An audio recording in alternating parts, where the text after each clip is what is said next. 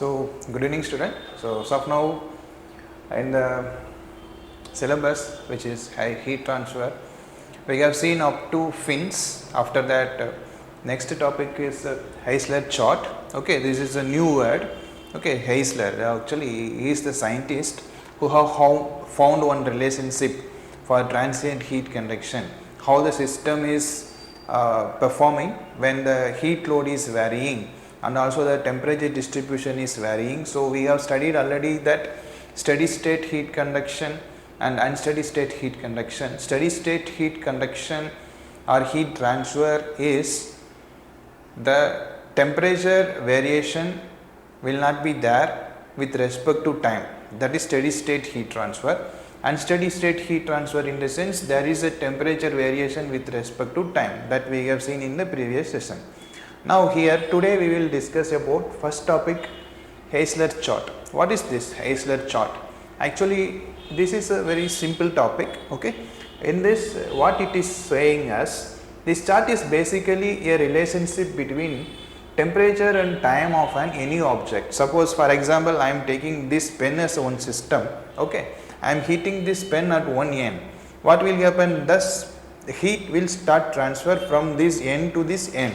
Okay, so maybe in 1 minute it will be getting transferred from here to here. The next 1 minute it will start transfer from this end, this point to this point. So that the heat is getting transferred from this end to this end slowly. Okay, so after 5 minutes or after 10 minutes, the heat will be completely transferred from this end to this end. That will be basically depends on the thermal conductivity of this particular pen, which is made of which material. Okay, so in between, suppose in 1 second there will be some temperature distribution, and in 2 seconds there will be some little bit amount of heat transferring is there. So that at that particular interval of time, how much amount of heat is transferred? Obviously the amount of heat transfer is directly proportional to the temperature rise of the particular system. If high heat is transferring, then that particular place will get high temperature. So that is the this is the particular chart is showing the relationship between the temperature and time. Suppose I want to know the temperature of this particular pen after 5 minutes, means already we know that I am heating this pen at this end. Okay, so what is happening when I start heating, the heat is transferring from here to there. So I want to know the temperature after 5 seconds at this particular location. So what I am doing, I am monitoring the temperature with respect to time, so that I can able to find out the temperature in transient mode. Transient in the sense unsteady mode. So that is the relationship which is saying. So that's now I think you got to understand that what is Heisler chart. Heisler scientist, he had found the relationship between the temperature and time. He has taken so many objects and he found the temperature variation with respect to time. So he heated that, or he given some power supply or something else he has assigned to that, any heat flux or something else he has assigned to that particular object, and he found that what is the temperature on that particular time interval, how much it is rising. Okay, he is not talking about the steady state, he is talking about the transient state of the heat transfer. Means he is talking about the temperature variation with respect to time. He had drawn a graph between the two dimensionless numbers, which are Bayes number and Fourier number. These two numbers are, we will discuss in the next topic. In the next topic maybe you have the dimensionless numbers for heat transfer, for natural convection and forced convection is there. In that topic we will see in deep about what is Bayes number, what is the use of this, and what is Fourier number, what is the use of this, and all we will see.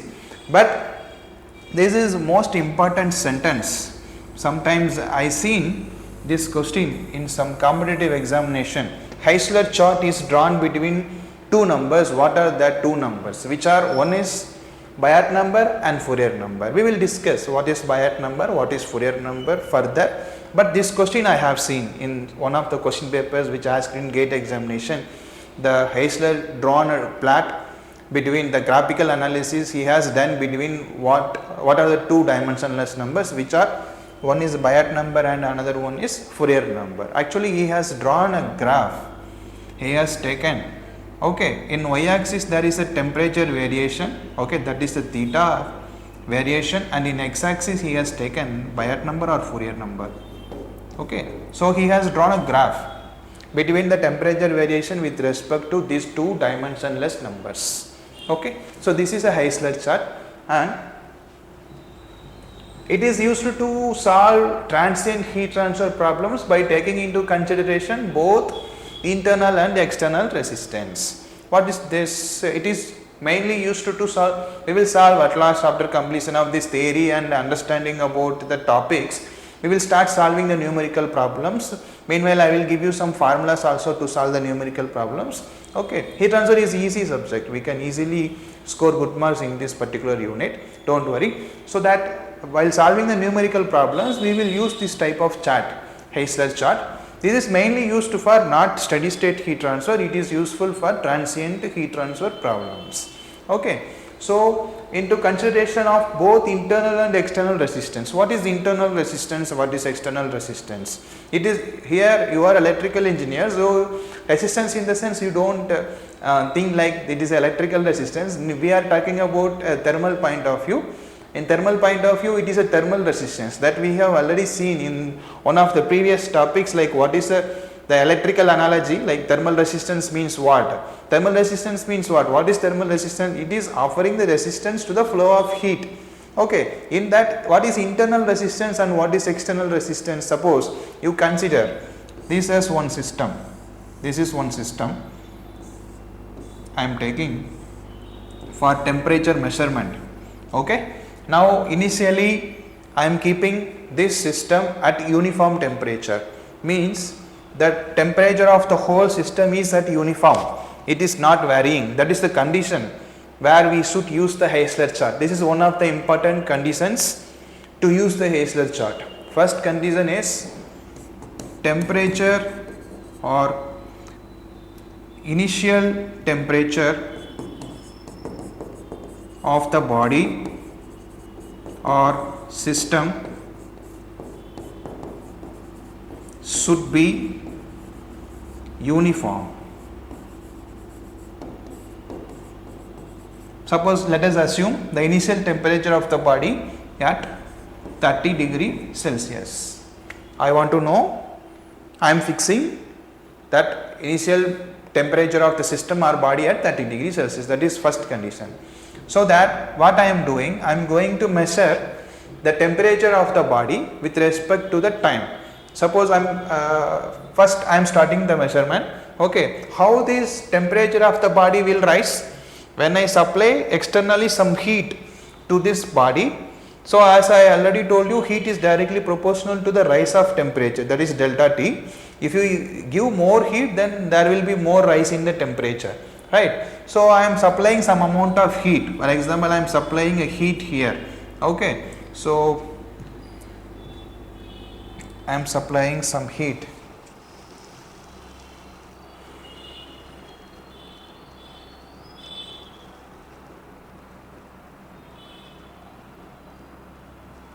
Okay, I am supplying some heat, which is in thermal, heat is denoted by the letter Q. If I supply heat, what will happen? This body temperature will rise.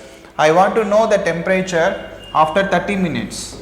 After 30 minutes, what is the temperature of the body? If I supply some 5 watt of heat, if I supply some 5 watt of heat, I want to know the temperature of the same body after 30 minutes. So what it will become? It may be at 40 degrees Celsius, or it may be at 60 degrees Celsius. Okay, so that, and one more important thing, that this system where I have kept, that is also most important factor here. Okay, so this system, suppose this pen I am taking for temperature measurement, this pen is now in this room. So that room temperature is how much? That is ambient temperature or environmental temperature. The pen temperature and the ambient temperature will be initially same. So I am taking this pen. What is the temperature of the pen? What is the room temperature? Same temperature the pen also.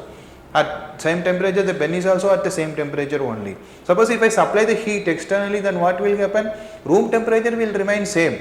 that is at 30 degrees Celsius only. But what will happen to the pen if I supply some heat externally?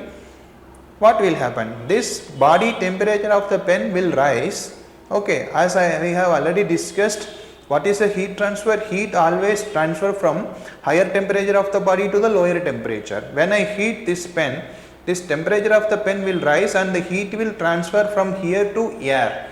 That is from the pen to the room temperature. Already the room is occupied by the air. So here the same thing you assume here. This you consider as a pen. Here air is filled. Okay, air is moving here and around. Now this heat I am supplying, so that what will happen? From here the heat will transfer.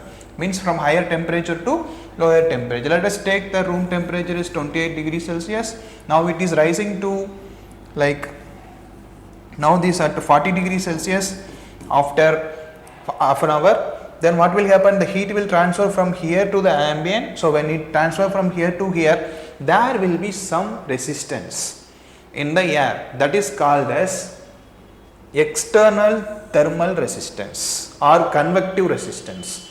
External resistance or convective resistance in the sense the heat is transferring away from the system or from the system to the surrounding. When for example you take this best example, heat is transferring from the pen to the ambient or from the pen to the room.